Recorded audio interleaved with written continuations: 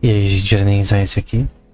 O episódio de hoje vai ser um pouco diferente. Eu vou falar sobre um tema que tem sido importante recentemente, depois das chuvas no Rio Grande do Sul, que é sobre a possível falta de arroz no Brasil.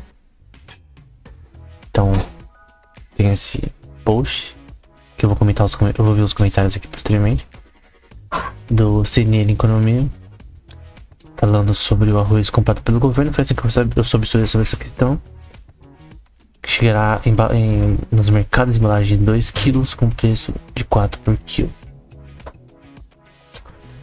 A questão é, isso aqui é bom ou ruim?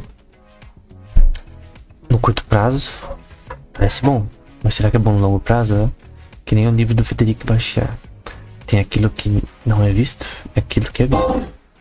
O que é visto é que isso poderia ser uma forma de controlar o preço do arroz.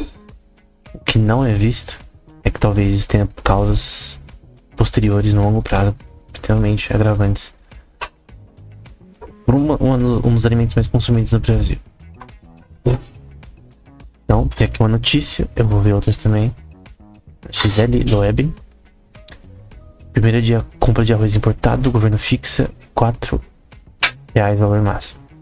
Que eu acho que tá errado, porque falou que 104 mil toneladas de arroz seriam importados, né? Mas acho que não pode ser isso, né? Enfim, 104 mil toneladas para a safra 2023-2024. O argumento para a medida é garantir o abastecimento do mercado brasileiro frente aos efeitos de cheia do Rio Grande do Sul. Por que isso? Se a gente for ver aqui, cadê o site? Esse site aqui é do Departamento de Agricultura dos Estados Unidos. Por sinal, envolve-se muito com o Brasil. Você tem aqui a produção de arroz em regiões do Brasil. Parte aqui no Mato Grosso, parte em Tocantins. Só que grande parte, você pode ver que está com um verde mais forte, é aqui no Rio Grande do Sul. E você pode ver que é 70%.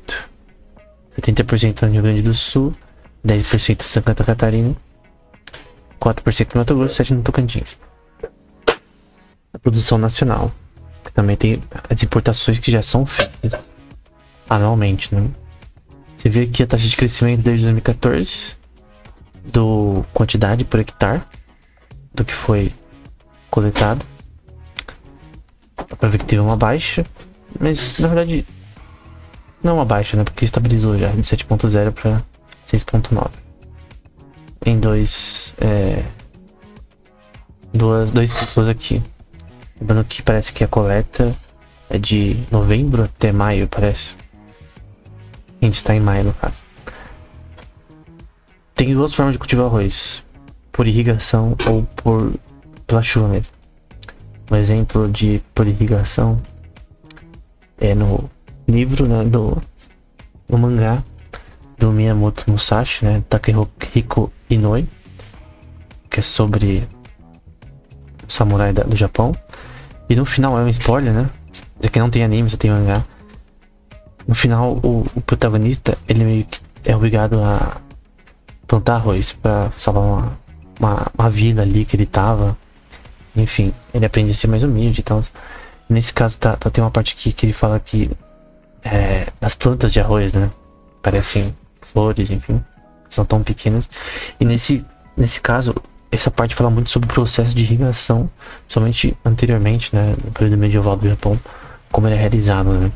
E até eles pegam conhecimento de uma pessoa que manja mais essa questão, porque o clima dependia muito do clima, né. E o Musashi basicamente prepara uma terra sozinho com o moleque para conseguir ter a safra, e no fim eles conseguem ter a safra suficiente de arroz. Tinha um pouco no estoque, né? Então era a base de cultivo suficiente para a sobrevivência deles. Então é interessante porque fala muito sobre o cultivo de arroz no final desse mangá. Tem dados aqui do Embrapa. Segundo o Embrapa, 2023 com dados adaptados segundo o acompanhamento das safras do Instituto de Geografia Estatística, IBGE, No ano de 2022, a produção de arroz foi de 10 milhões de toneladas colhidas em 1,6 milhões de hectares, né? Então, é um número geral que normalmente tem, e dá pra ver que isso tem sido constante. O nível de toneladas produzidas, que não variam tanto assim. O número de hectares também, eles cresceram um pouco, mas não variam tanto assim para as mesmas terras. Até também aqui eu não tinha visto, tem aqui ó o tempo de plantação e o tempo de colheita, né? Eu falei errado, não é de novembro, não, é de plantação de outubro até dezembro, e de colheita é de fevereiro até maio, né? A gente tá em maio. Então, se a gente for aqui também, eu queria mostrar esse post porque é interessante, porque fala sobre como o Brasil importou 60 mil toneladas de arroz da Tailândia em 2023, novembro do ano passado. Antes de tudo isso, então não tem nada a ver. Então, é interessante que no final eles falam sobre essa questão, né? Que as importações totalizaram 35 mil toneladas de arroz branqueado e 86 de outro tipo, sendo 48 do Uruguai e o resto do Paraguai. Então, o Brasil constantemente importa desses dois países. Não se importou mais porque não tinha estoque, no geral. Então, a exportação do Brasil, tá? Brasil, não o governo brasileiro. Que traders brasileiros confirmaram que estão fechando um contrato de importação. Então, é no caso de pessoas comprando, de setor privado comprando. Então já tem importação desses lugares. Então, a gente viu quanto é a produção por mês do Brasil. A gente viu que o governo quer importar arroz para vender a um preço fixo. O erro já tá no preço fixo. O preço fixo é o pior. O subsídio nem tanto. O subsídio funciona às vezes. Eu não sou totalmente contra o subsídio, mas nesse caso eu sou contra. A gente viu essa questão de que o Brasil já importa de alguns países do setor privado. Aqui a gente pode ver, por exemplo, que até chegou no Rio Grande, por exemplo, escala com os Santos. Essa questão do arroz importado da Tailândia. Até aí tudo bem. A gente viu essa questão da produção média por hectare, que é de 10,7 milhões. O Brasil e o governo quer importar mais ou menos isso. Levando em conta que a safra, o tempo de colheita foi até maio. Então eles já colheram bastante coisa. Como a fase de plantação é de outubro até dezembro, então faz bastante tempo para plantar, né? Então a questão é, até o dia de hoje, 16 de maio, que é o fim do tempo da colheita, eles já coletaram o suficiente para prover desses 10 milhões, por exemplo, ter uma baixa de, por exemplo, 2 milhões. E aí, vamos supor que o subsídio fosse correto. Não é. Vamos supor que seria uma forma correta. O certo seria colocar o subsídio o suficiente pela taxa de coleta que falta. Porque foi coletado já. O que falta? Coletaram 6 milhões? Então o subsídio seria de 4. E assim sucessivamente. Porque senão não teria nenhuma razão para fazer o subsídio. Só que tem vários posts que falam contra isso. Aqui fala um pouco sobre a questão do Brasil, aqui da agência do Brasil. O Brasil consome ao longo de 10 milhões de arroz, 7 a 8 milhões de produtores do Rio Grande do Sul, e consumição anual doméstica de 12 milhões. Ou seja, o consumo doméstico é de 12 milhões. Então a gente pode sugerir que de 2 a 2,5 é produzido por outras regiões que não tem nada a ver com o Rio Grande do Sul. Só que obviamente para 12 milhões chegar a 12 milhões teria um tempo aí, 2 meses até a plantação e a outra colheita, um tempo de desgaste aí do estoque de arroz. No caso, a questão é que você teria que importar o que falta. Esse é o ponto, você teria que importar o que falta. Aqui em estatística também a gente pode ver a consumição de cereais selecionada no Brasil. Dá pra ver que rice, né? Aqui, assim como outros, ela é bem consumida. Todo mundo tem que ter seu arroz e feijão, né?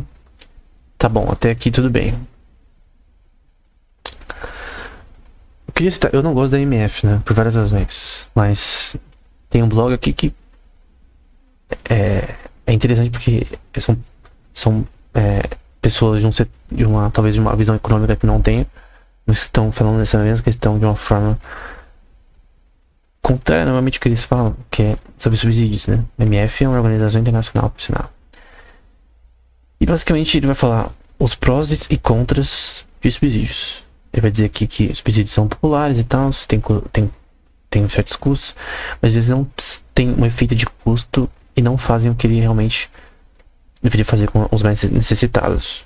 Então esse papo de que está ajudando os mais necessitados com relação à consumição de arroz talvez não seja verdade. Isso aqui não é um absoluto, tá? Isso aqui são algumas proposições gerais. Não necessariamente é no nosso caso. Ele pode encorajar consumição elevada e desperdício. Outro ponto. Se o governo comprar mais do que necessário, por exemplo. Pode danificar o ambiente. Questões de ineficiência de investimentos. Pode trazer problemas de financiamento público, né? Então, isso tem um gasto, né? Todo esse gasto ele poderia ser usado para outras formas.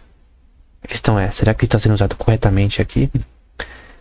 E encoraja atividades sociais de desperdício. Como, por exemplo, alguém pegar parte desse arroz e vender no mercado negro. Só que ele vai falar também a história de sucesso, né? Aqui da Indonésia, aqui na Jordânia. Então tem casos que, por exemplo, tem subsídio para várias coisas, não é só para arroz, algodão. Muitos países fazem subsídio de comida. A questão é subsídio para quê e como que é feito. Só que o principal problema é a razão do que esse subsídio está sendo feito. É porque tem uma expectativa. Muitos estavam falando, fazendo vídeos e tal, que o preço do arroz vai aumentar. As pessoas falam, vai importar, como que vai fazer? Vai importar mais do que normal? A gente já viu aqui que tem uma relação de importação, que já é comum, de certas toneladas serem importadas aqui, por exemplo, da Tailândia, ou aqui do Uruguai e do Paraguai. No caso da Tailândia foi 60 mil, foi até mais do que foi no Paraguai, no Uruguai naquela época. Então, o ponto é, a questão principal, o governo tinha que fazer essa compra.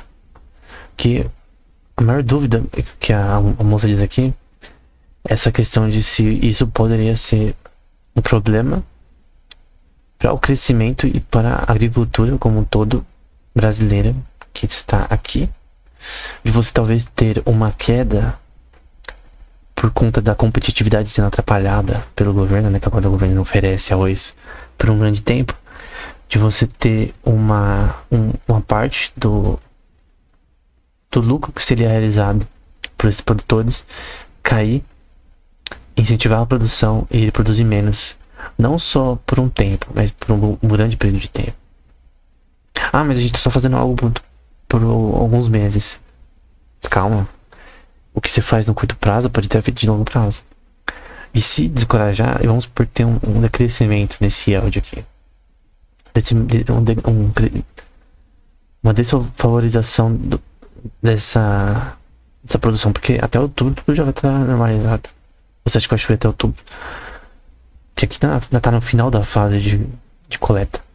Até faz sentido que a autora aqui vai dizer no final que parece que os produtores dizem que já tem o suficiente para atender, no caso, as pessoas, no caso, a quantidade de arroz atual. O problema é a epidemia, que é uma coisa que Robert Shiller fala bastante, a epidemia dessa narrativa econômica que está acontecendo, de que o preço de arroz vai aumentar. Vamos supor que aumentasse. Essa era a forma de resolver.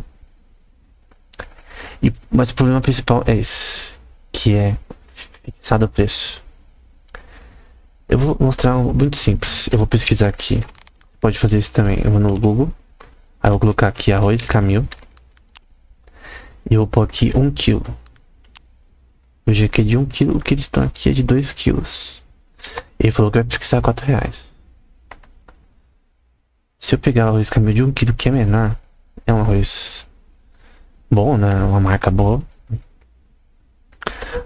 E eu vou pegar aqui do tipo 1. Não importa qual tipo você gosta, é só um tipo específico. Então, arroz Camil do tipo 1. E você vê vários tipos de preço, né? A gente vê aqui R$8,99, R$14,99. A gente vê aqui R$10. A gente vê aqui 12 unidades com 24, que dá 12 a unidade. A gente vê aqui 8,38. Pão de açúcar 8,89. Ah não, aqui é outro arroz. Aqui é integral. Não é a mesma coisa. Então tem várias questões de preço, né? Depende do arroz, né? Mas tem várias questões de preço que mudam, né, aqui, né? Só que você pode ver que o preço desse arroz, que é um arroz de qualidade, ele é sempre 1 kg. E dobro, no mínimo o dobro do preço. Acho que tem alguns que aqui que são R$7, que eu vi um pouco. Mas sempre o dobro do preço do que vai ser vendido aqui. O que isso vai criar na prática? Então você tem arroz de 2 kg, o dobro. Então, vamos pela lógica. Esse arroz aqui custaria de 1 kg da Camil. Vamos supor que tem arroz mais barato que isso, não importa.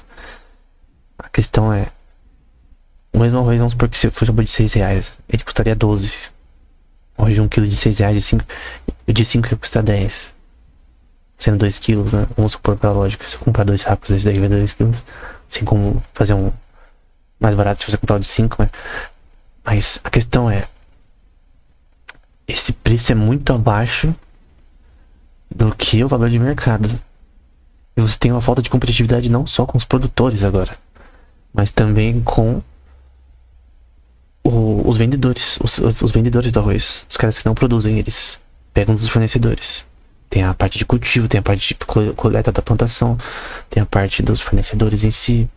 Vão pegar esse arroz e aí vão passar para quem fornece esse produto pro mercado. Então o problema também é que o mercado, as pessoas que vendem ele, vai estar no mercado não competitivo, o que gera uma falta de relevância para a pessoa vender. O que vai acabar, na verdade, principalmente o pior da fixação de preço. Se o preço colocasse no preço do mercado, seria melhor. A questão é que esse preço está muito abaixo do preço do mercado. Ou seja, vai gerar uma contração nos lucros de empreendedores que vendem essas coisas. E no fim, esses efeitos de longo prazo vão ser ruins. E vai aumentar o preço do arroz, na prática. Uma hora. Então, o que seria mais fácil? Se o governo quer ajudar, né? Vamos supor. Vamos falar o contrário do déficit fiscal. Seria comprar o arroz e dar de graça.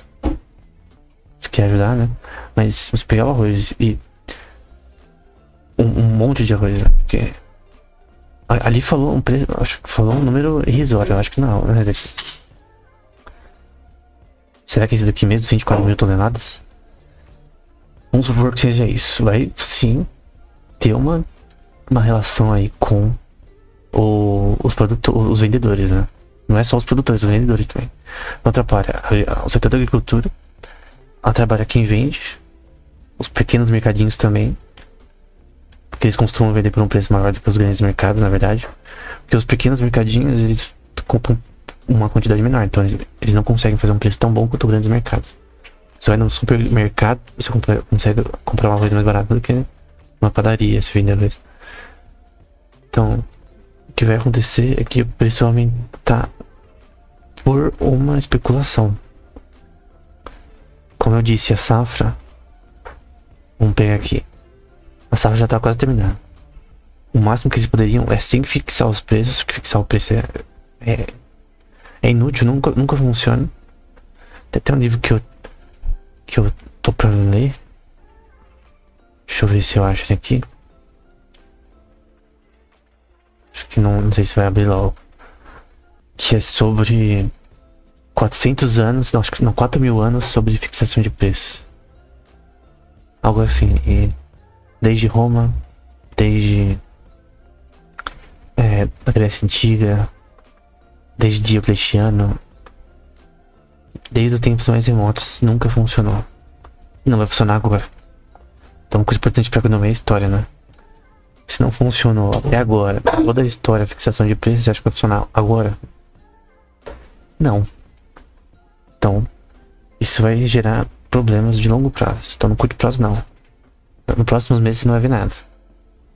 Agora, no longo prazo, que é o que as pessoas não veem, a longo prazo, isso daqui vai ter problemas. Aí tem alguns comentários, né? Contra, aqui é um comentário interessante. Propaganda política. E os nossos produtores, eles não perderam a safra. Aqui é o ponto, eles não perderam a safra. Olha aqui. No máximo eles perderam, se a gente pegar aqui uma relação de por lógica, né? A gente tem 4 sessões aqui de meses.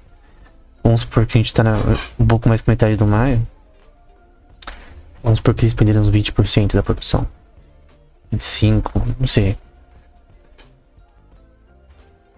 Então, de 7 para 8 milhões foi para 6,5. Enfim. Não faz sentido. Lembrando que a gente consome 12 milhões anualmente. Então, foi duas coisas, subsídio e redução de preço. Duas coisas que juntas são um caos infinito. É um furacão, na verdade. Aí vamos ver a resposta. O que essa moça falou tá certo. Aí vai falar, os que não perderam a safra não daria conta do percebimento e quando procura maior que a oferta, os preços disparam. Então, esse é um argumento, mas... O governo topou uma previdências para que isso não ocorra, beleza? Basicamente isso não é verdade, porque... Simplesmente você tá fixando os preços e não tá ferrando os produtores apenas, tá ferrando todo mundo. Então, aqui ó, esses vendedores aqui, eles não vão conseguir vender arroz. Todo mundo vai comprar um preço mais barato. E aí você vai ter um problema de falta de lucro. Pra quem não sabe, sem lucro, a empresa fale. Pra alguém que talvez acho que seu comentário está certo. Então, economia é que nem física.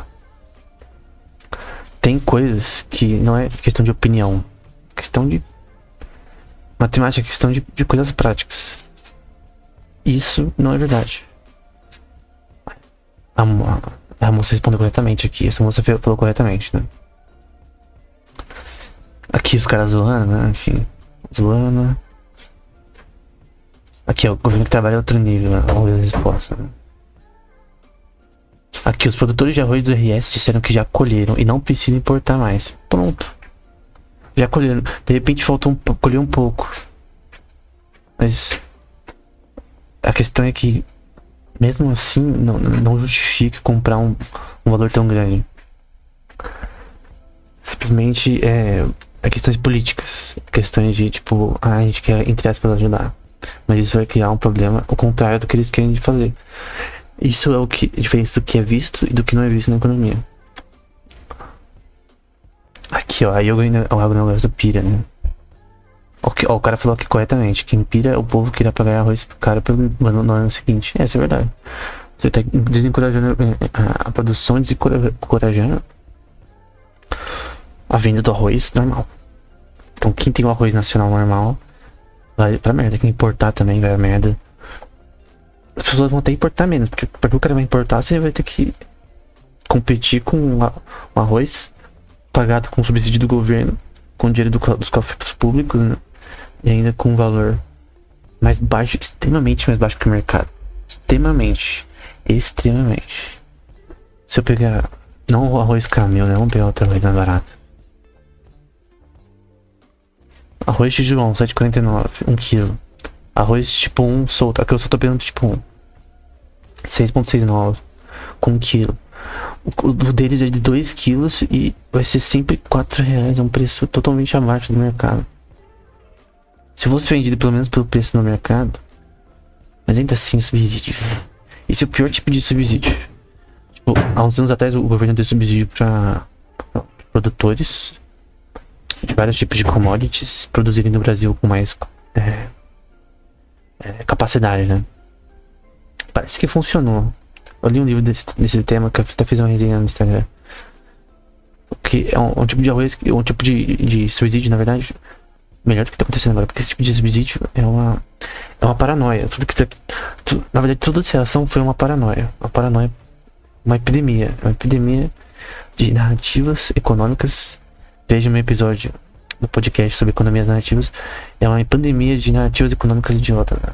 Aqui, ó, esse tipo de arroz deve ser horrível. Não sei. R$5,59 um quilo. Nenhum aqui é R$4. Nem os mais... Tipo, eu nunca comi esse arroz na vida. Nenhum desses arroz de qualidade ou péssimo, ou pouca qualidade, né? Tipo, tem diferença de preços aqui para diversos arroz, porque tem questão também da quantidade que você compra e tal. Então, como eu disse, o mercadinho vai vender o arroz mais barato, mas mais caro, porque ele compra menos. E aí o cara que o fornecedor vende por um preço maior, porque a quantidade que você compra faz você poder vender por menos, porque faz um desconto. Então, pra ver aqui todos aqui, você pode checar agora. Nenhum é R$4. Nem menos R$4. De 1 quilo. Então, tudo isso daqui que você tá vendo é o dobro, na verdade. Então aqui seria 12. Aqui seria 12 também. Aqui seria 14. Aqui seria 13. Que seria 2 quilos no caso. Então uma coisa de 13 para 4. Considerando que aqui são todos de 2 quilos, né? Pelo que foi falado. Enfim. Isso é crime. Não pode haver símbolo do governo em produtos. Enfim. Como eu disse, não é uma questão política, é uma questão de como a economia funciona. Não tem opinião política aqui. A questão é que isso aqui não funciona, ponto. A questão de preço não funciona. E subsídio funciona em alguns casos, talvez. Põe um talvez bem grande e enorme. Que é diferente de tarifas, impostos e cotas, é diferente. Funciona em alguns casos, mas nesse caso a razão foi errada e a pessoa que tomou essa decisão ela tomou uma decisão política que pode ser boa pra ela, né? Pra um grupo. Esse é o primeiro ponto, que é menos pior. O segundo foi por incompetência. Se foi o segundo, é pior, né? Porque aí tá tudo na merda mesmo. Enfim, era isso. Todos os links do que foi mostrado aqui estão na descrição.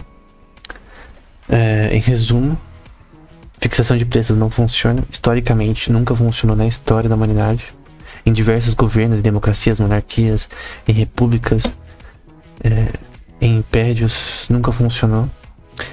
Subsídio, às vezes funciona, mas nesse caso, pra razão que foi, primeiro, não fez sentido porque a produção praticamente já foi coletada o suficiente. E a próxima plantação é só em outubro. Na Santa Catarina, no Rio Grande do Sul. Que 10% tem em Santa Catarina. Que no máximo, na pior das hipóteses, eles colheram uns 25% a menos. E esse tanto seria a produção que falta e que seria provida por importação de setores privados. O setor privado poderia suprir isso daí. Porque grande parte da importação você vai ver que é bastante. Tem uma relação aqui, por exemplo, aqui em 2023, de que teve um saldo favorável com relação entre exportação e importação de 78 mil toneladas de arroz, né? Então o Brasil mais exportou arroz do que importou. Então a gente tá falando da produção nacional, né? Se eu fosse os agricultores, eu falava, quer saber, eu vou exportar tudo que eu puder. Eu faria isso. Então não vou vender nada nacionalmente que se ferre. Enfim, é isso.